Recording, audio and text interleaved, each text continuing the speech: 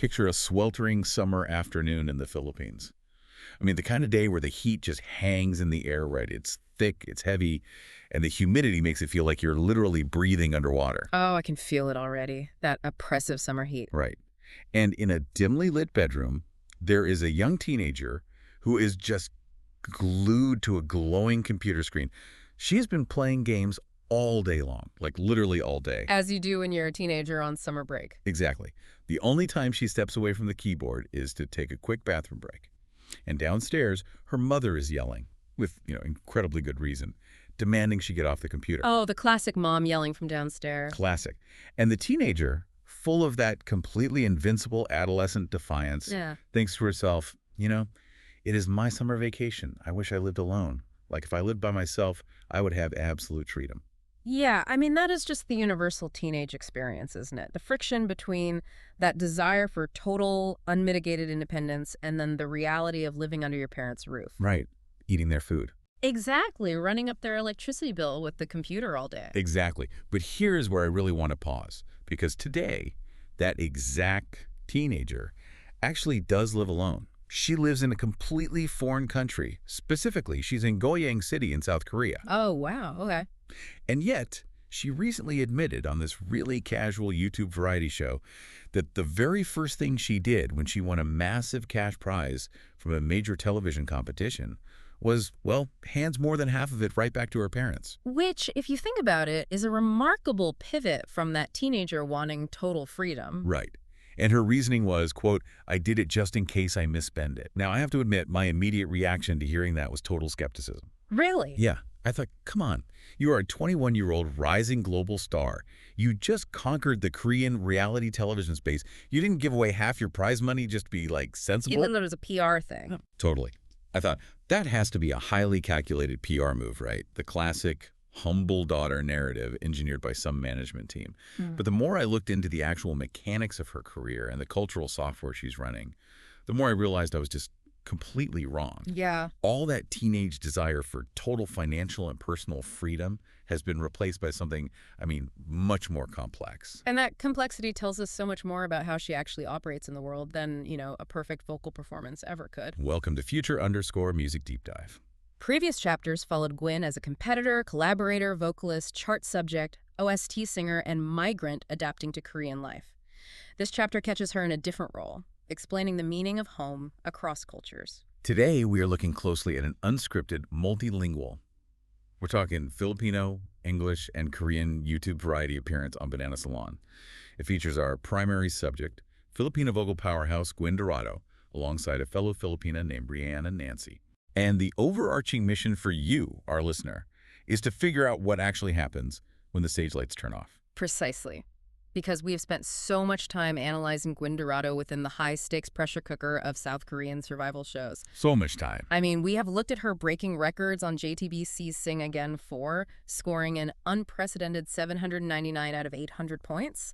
We've seen her win the grand prize on Netflix's Famous Singers Need a Hit Song. But what happens to our understanding of this artist when the competitive stage disappears, when the studio mics are turned off, and she must explain the very concepts of home, adulthood, and family across entirely different cultures? That is the million-dollar question. And whether you are tracking the rise of this new A-pop or Asian pop movement, or maybe you're just trying to figure out how to navigate your own cross-cultural workplace, or honestly, if you are just fascinated by how public figures manage their private identities, this deep dive will dissect how conversational fluency is just as strategic as vocal mastery. Oh, absolutely. Okay, let's unpack this. Starting with the literal architecture of adulthood. Right.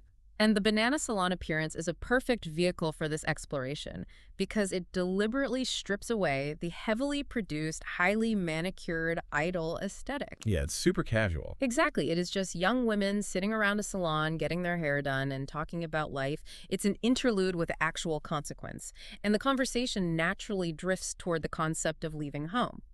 This is where we see this fascinating tricultural comparison emerge regarding the timeline of independence. It is so revealing because they discuss how different societies view the actual physical act of moving out. Yeah. And watching it just made me realize how conditioned I am by the Western model. Let's break that down because they contrast it quite clearly in the video. You have the American or Western model, which is fundamentally framed as a hard deadline. Right, the classic 18th birthday. Yeah, the moment you turn 18, there is this heavy societal expectation that you pack your bags, head to a university dorm, or, sign a lease on a terrible first apartment, and begin your solitary adult life. It is highly individualistic. Adulthood is basically defined by physical separation. Right, it's almost seen as a failure if you are like 25 and still living in your childhood bedroom. Yeah. But then they contrast that with the South Korean context, which is much more complicated, mostly because of economics. Exactly. To really understand the Korean perspective on moving out, you have to understand the sheer financial weight of the Seoul real estate market and the Junzi system. Wait, pause right there. What exactly is the Junzi system? Because I see that term thrown around in these sources, but it's completely foreign to how we rent apartments in the West. Yeah, it is a uniquely Korean leasing system. Instead of paying a monthly rent like we do, a tenant gives the landlord a massive lump sum deposit. How massive? Often 50% to 80% of the property's total market value. What? That's insane. Yeah, and the landlord invests that money and keeps the interest. Then they return the original lump sum to the tenant at the end of the 2-year lease. So you basically have to have a small fortune just to get the keys to an apartment, like just to borrow it. Yes. For a young person in their early 20s, coming up with hundreds of thousands of dollars for a jeans deposit is virtually impossible without massive family wealth or taking on crippling bank loans. Wow. Because of this, while some young adults move out into tiny studio apartments called office stalls for work, many just stay with their parents well into adulthood. They are often referred to as the kangaroo tribe. The kangaroo tribe? Yeah, adults who stay in their parents' pouch for economic survival. And during the Banana Salon chat, Nancy mentions this fluidity. She actually lived alone in a dorm, then independently for a few years, but has since moved back in with her parents. Oh, interesting. Yeah, in Korea, moving back home isn't necessarily a failure. It's often just economic pragmatism. Okay, so we have the American hard deadline and the Korean economic pragmatism. But then Gwyn and Rianne introduced the Filipino perspective. Right. In the Philippines, the expectation of moving out isn't tied to a specific age like 18 at all. It is tied to financial stability, meaning you move out when you have your own job and can fully support yourself.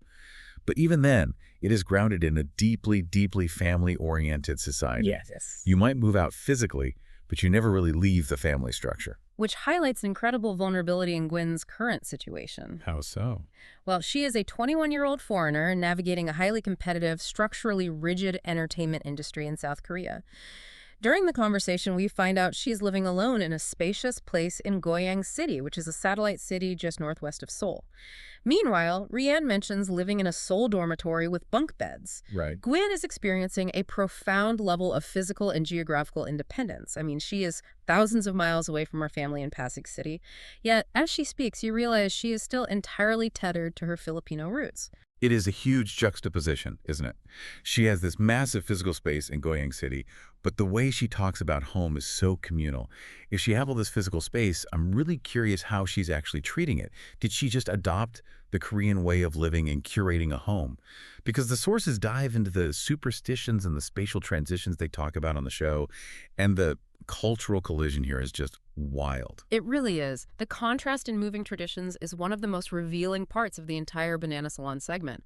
It goes far beyond just quirky, superstitious customs. It is a profound window into the psychological framing of space, boundaries, and energy in different cultures. So let's look at the Korean tradition they discuss. They talk about choosing a moving date based on a day without ghosts, or sun ems nu now. Right. It is about ensuring the space is spiritually clear. And then there's the mention of throwing salt after returning from a funeral to ward off bad luck or negative spirits before entering the home. What is the psychology behind that? Like, why salt? Well, historically and geographically, the Korean peninsula has faced centuries of invasions, harsh winters, and dense, highly structured societal hierarchies. The cultural psychology naturally developed a strong emphasis on preservation, defense, and clear boundaries. That makes sense. Salt, in traditional Korean shamanism and folk belief, is a purifying agent. It is sterile. It kills bacteria, it preserves food, and therefore, spiritually, it wards off decay and negative energy. The traditions mention the days without ghosts, the throwing of salt. They are fundamentally defensive. Oh, They are focused on establishing clean boundaries and ensuring a safe spiritual environment. It completely aligns with a culture that highly values order and distinct social lines. but the Filipino traditions, Yes. they're the exact opposite. They're entirely additive. Precisely. Let's look at what Gwyn and Rianne eagerly share. Yeah, when you move into a new house in the Philippines, you don't throw salt to keep things out. You throw rice and coins inside the new home.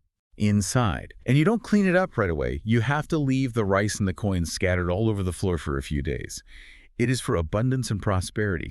You want the wealth to literally sit in your living room, in your walking path. It's so tactile. And if you have the means, if you're wealthy, you don't just order takeout like black bean noodles, which is the standard quick-moving day food in Korea.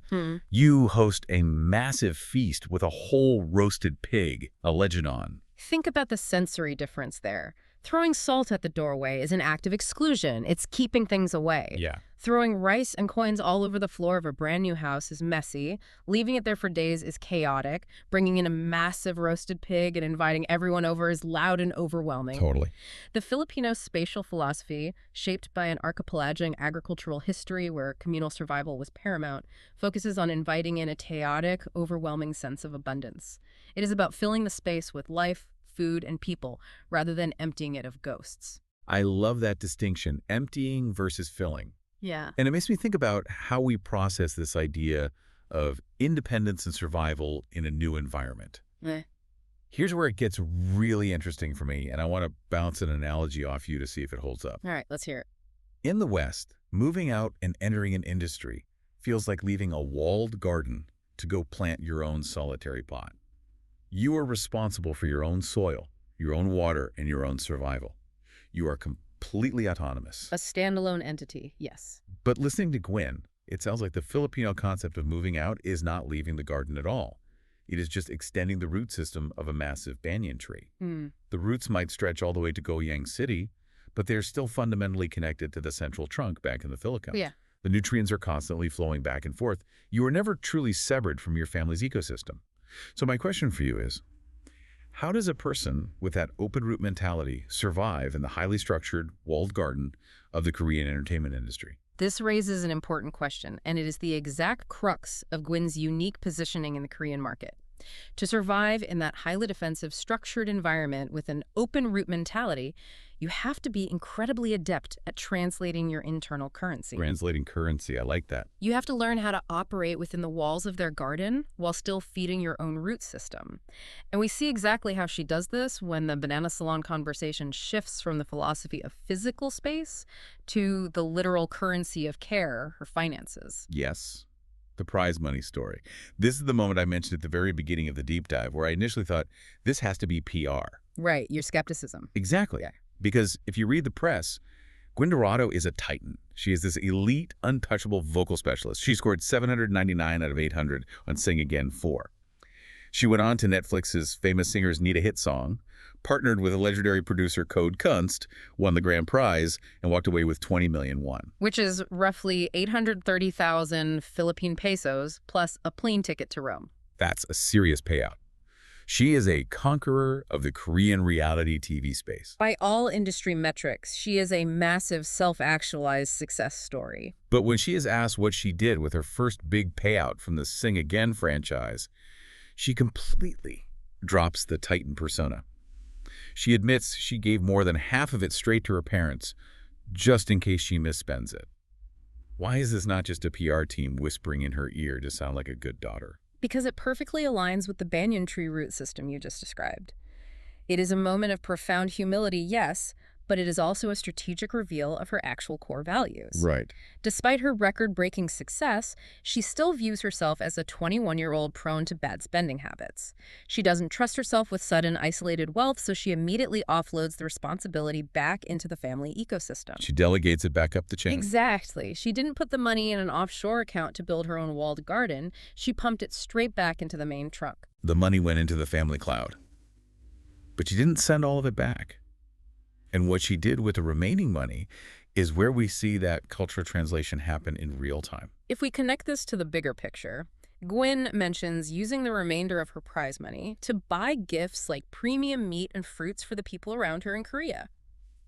Now, to a Western listener, buying fruit might sound like a minor errand. Like, okay, she went to the grocery store. Yeah, big deal. She bought some apples. Right, but why did she buy these specific items? Because it happened to be Seolal, the Korean Lunar New Year. Right. She didn't buy designer bags, and she didn't buy expensive studio gear to further her own career.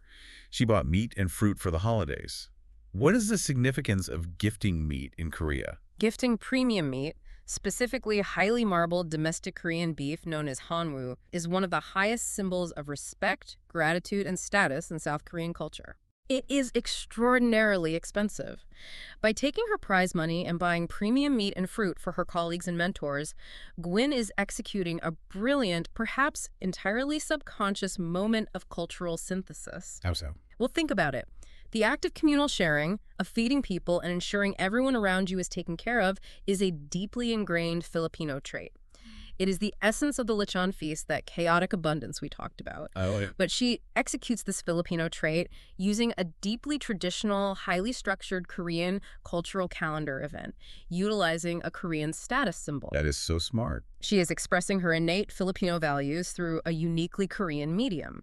She is gifting Seolal meat, but she's doing it with the spirit of a lechon feast. Wow. She is feeding her open root system by watering the Korean garden. She isn't just adopting Korean customs blindly, she is finding the exact intersection where her cultural values align with theirs. But wait, if she's making these financial decisions on her own, giving half to her parents, spending the rest on premium beef for her colleagues, how is she actually allowed to do that?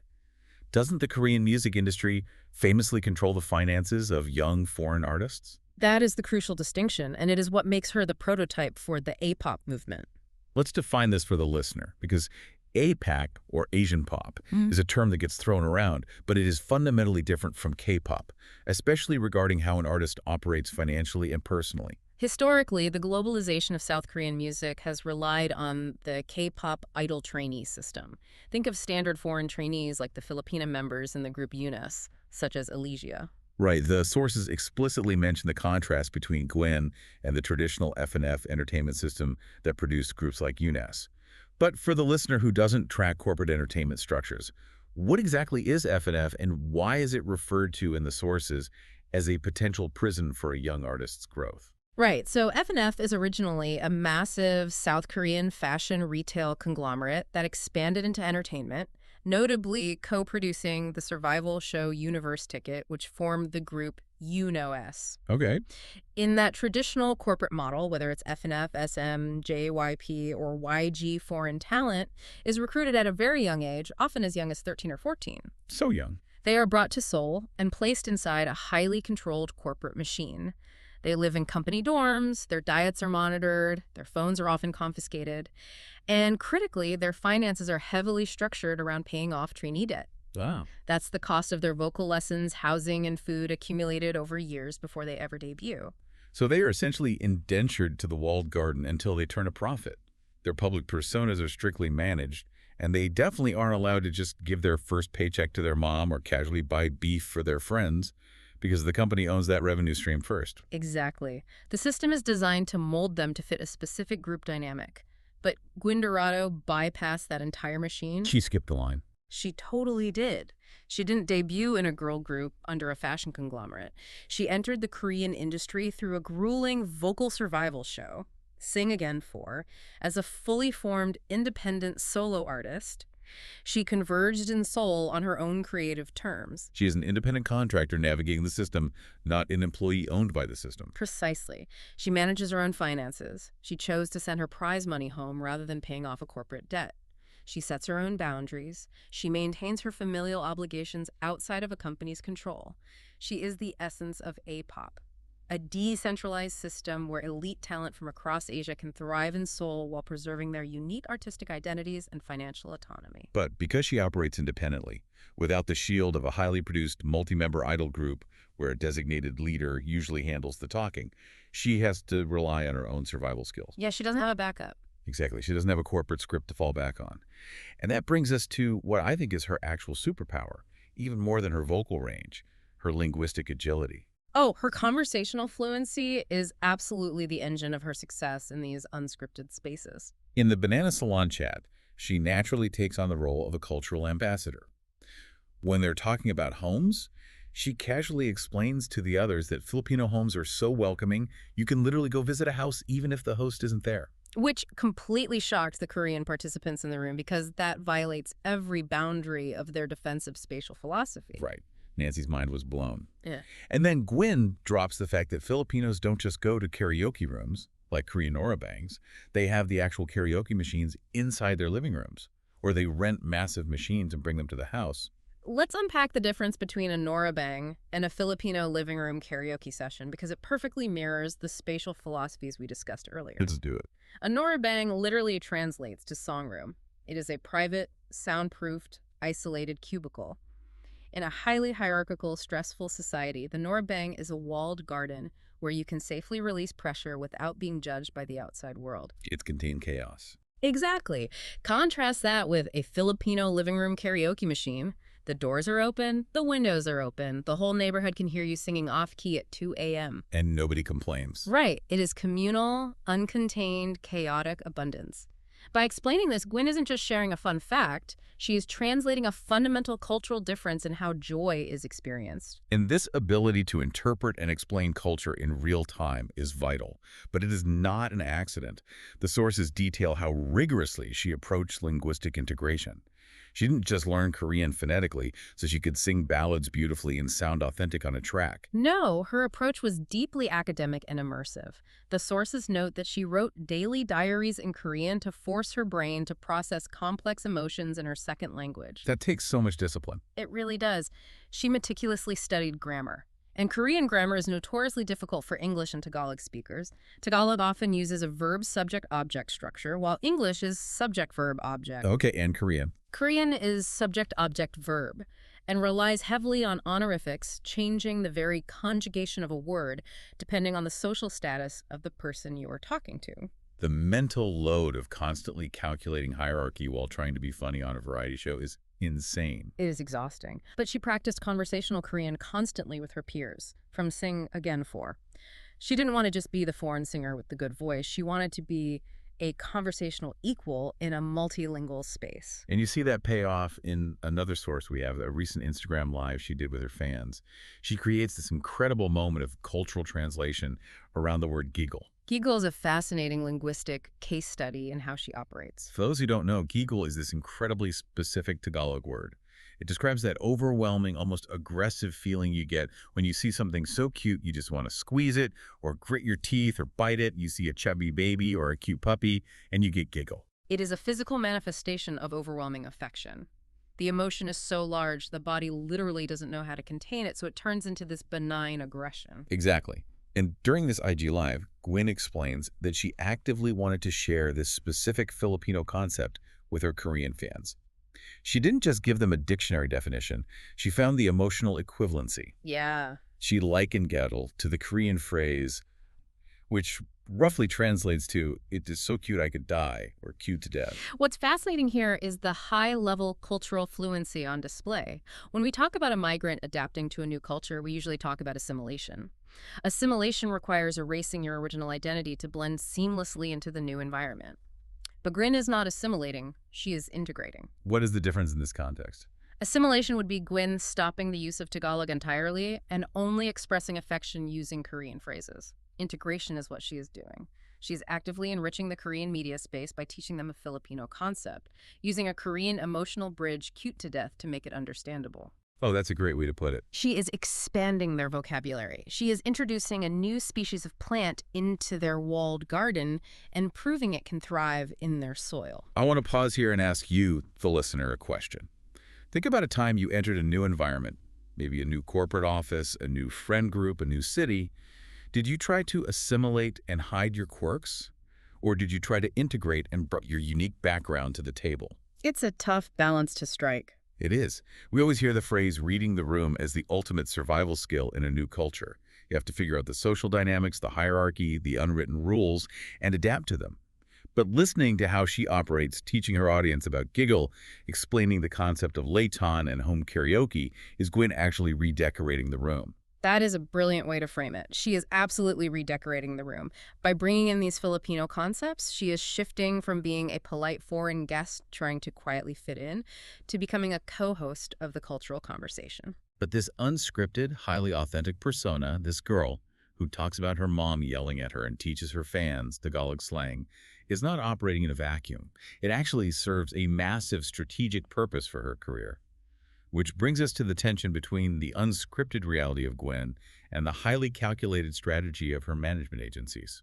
To understand why her casual, unscripted persona is so vital, we have to look at the industry context and how she is positioned musically. She is co-managed by Music Farm and AO Entertainment, and they are not marketing her as a trendy, ephemeral pop star who relies on viral dance challenges. No, not at all. She is positioned as a premium, elite specialist vocalist. She is brought in to carry the emotional weight of massive, high-stakes projects. The sources show exactly what you mean. She provided the powerhouse vocals for Losing My Heart, which is the original soundtrack, or OST, for the #1 global Netflix romance melodrama, My Royal Nemesis. And she also performed Light of Love for the major animated feature Teeny Ping, Legend of the Whale Heartstone. These are not light, disposable pop tracks. They require deep emotional resonance, classical pop vocal mechanics, and immense throat endurance. Wait, hold on. You just threw out some serious vocal terminology. What exactly is classical pop vocal mechanics, and how does it relate to the throat endurance required for these Korean melodramas? Because it sounds like she's training for the Olympics, not just singing a song. It is very much like athletic training. The sources note she trained extensively with her international voice coach, Jojo Acosta, and honed her skills through rigorous studio sessions utilizing techniques like layback breathing. Okay, what actually is layback breathing? Don't just throw vocal terms at me. Explain the mechanism. Layback breathing is an advanced vocal technique where the singer slightly delays the vocal onset behind the beat, anchoring their breath deep in the diaphragm rather than the upper chest. It requires maintaining immense subglottal pressure. Subglottal pressure. Meaning the air pressure building up just below the vocal cords. Okay, and why is that necessary for a Korean OST? Because Korean prestige melodramas like My Royal Nemesis rely on sweeping, devastating emotional climaxes.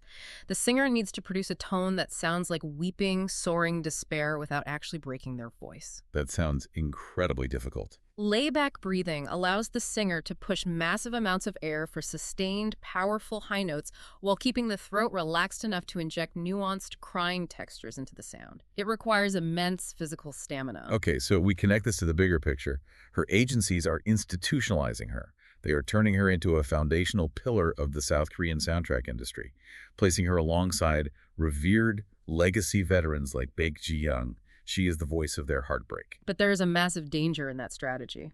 Being an elite specialist vocalist who only sings devastatingly sad ballads for prestige dramas can make an artist seem untouchable. They can appear overly serious, distant, or purely functional. Ah, I see. You become a classical instrument. A Stradivarius violin. Beautiful, elite, but cold. You don't want to hang out with a Stradivarius violin. Exactly. You respect it, but you don't relate to it. And in the modern Korean media landscape, absolute perfection is isolating. The public needs to feel a parasocial connection to you. Right. This is why her appearances on casual platforms are not just fun side quests. They are vital to her career longevity. These are highly strategic counterbalances. She has to break the fourth wall of her own perfection. She has to remind the public that she is a fun, relatable 21-year-old who plays computer games, gets yelled at by her mom, and gives her prize money away because she knows she'll buy something stupid. Precisely. She actively studies Korean slang, contractions, and youth variety tropes, specifically so she can be ready for these unscripted moments. She knows that her elite vocal talent secures her the job, but her chaotic, relatable personality secures her the public's affection. You can see that unscripted savvy in how she talks about industry heavyweights, too. In that same Instagram Live, she casually brings up Code Kunst. For context, Code Kunst is a legendary Korean hip-hop and R&B producer. He produced her winning track, Purple Love, on Famous Singers Need a Hit Song. He is a massive, intimidating figure in the industry. But how does Gwyn talk about him? She says she asked him to go get food, they hung out for an hour, and she views him as a mentor. Notice what she isn't doing there. She doesn't frame herself as a starstruck, lucky fan who got to breathe the same air as a legend. She frames herself as a colleague, a peer who grabs a casual lunch with her producer. She acts as she belongs there. This perfectly aligns with her Kodo development, the creative partnership they built. It is subtle, but it normalizes her place within the absolute upper echelon of the industry. It reinforces her status as an insider, not a tourist. It is brilliant. She respects the hierarchy without being crushed by it, and this grounded, everyday personality perfectly aligns with her recent cross-demographic pivot. We talked about her doing the OST for the Teeny Ping animated movie. The sources point out that this isn't just another song. It's a strategic move from adult melodramas into the highly lucrative family and children's market. And why is she a perfect fit for a family franchise? Because her unscripted narrative, The Girl Who Respects Her Parents, donates her prize money back to the family root system and talks warmly about her siblings, and her mom authenticates her for that demographic. Her private disposition, which we see on full display on Banana Salon, makes her a trustworthy, ideal voice for a brand built on family values. The everyday Gwyn makes the epic Gwyn marketable to everyone. It is an absolute masterclass in identity management. It truly is. She has taken the very things that could have alienated her in a defensive, boundary-driven culture, her foreignness, her youth, her deep, chaotic family ties, and utilized them to become one of the most bankable and beloved figures in the mid-2026 Korean media landscape. Okay, let's take a step back and look at the whole picture, because we have gone on quite a journey today. We started with the literal, physical act of moving out, contrasting the Korean tradition of seeking a spiritually safe day without ghosts and throwing salt to maintain boundaries, with the Filipino tradition of throwing rice for prosperity and inviting chaotic abundance. Right. We journeyed through the financial realities of adulthood, watching Gwyn hand over her hard-earned prize money to her parents out of humility, only to use the rest to buy seolal gifts, perfectly blending Filipino communal fare with the Korean status symbol. We examine the brutal economics of the traditional F&F idol system versus her freedom as an independent A-pop pioneer. We looked at her incredible linguistic agility, not just surviving Korean grammar, but translating profound cultural concepts into emotional equivalents, proving she isn't just reading the room, but actively redecorating it. And finally, we arrived at a profound understanding of her dual strategy, using casual conversation and unscripted variety appearances to ground her elite, untouchable status as an OST specialist, breaking the illusion of the cold classical instrument to reveal a deeply relatable human being. It is a portrait of a migrant not just surviving, but setting the terms of her own belonging. So what is the ultimate takeaway for you, our listener? We live in a world of absolute information overload, and there is a constant grinding pressure to fit in whenever we enter a new environment. Maybe you are starting a new corporate job, moving to a new city, or even relocating to a new country. You might feel the instinct to assimilate completely, to hide your quirks, to throw salt at the door, and ward off anything that makes you different. It's a natural instinct. But Gwyn's strategy is a masterclass in a different approach. You don't have to erase where you come from to succeed. You don't have to sever your roots just because you are in a new garden. You just have to learn how to translate your unique home into a language your new room understands. You can throw rice for abundance as long as you can explain to your new neighbors why it is beautiful. And that leaves us with one final provocative thread to consider. We've spent this entire deep dive looking at how Gwyn Dorado translates Filipino culture for a Korean audience. We've looked at how she adapts, how she integrates, how she learns their slang and their television tropes. But think about her fandom. They're called Dorado'S. That's such a cool name. It is a beautiful portmanteau. It's named after the Korean balloon flower root, which she literally drinks as a tea to soothe her throat for those grueling layback breathing sessions, and the freesia flower. It is a perfect blend of her daily Korean life and her artistic blooming. But notice the direction of the reflection now. She is no longer just absorbing Korean culture. She is a mirror reflecting South Korea back to the world, and specifically back to itself, through a Filipino lens. As her career continues to expand across the A-pop frontier, what happens when this young artist who grew up throwing rice and coins for abundance starts actively influencing the traditions of the next generation of Korean artists? When the co-host becomes the one setting the agenda, who ends up adapting to whom? That is a phenomenal question to chew on, and it completely shifts how we view the power dynamics of global pop culture. Thank you so much for joining us on this deep dive. Remember to keep questioning the sources around you, keep looking for the why and the how behind the what, and never forget that even the most elite, untouchable artists in the world started out as teenagers playing computer games in the dark, wishing they had their own space, only to realize that the family root system never really disconnects. We will catch you next time.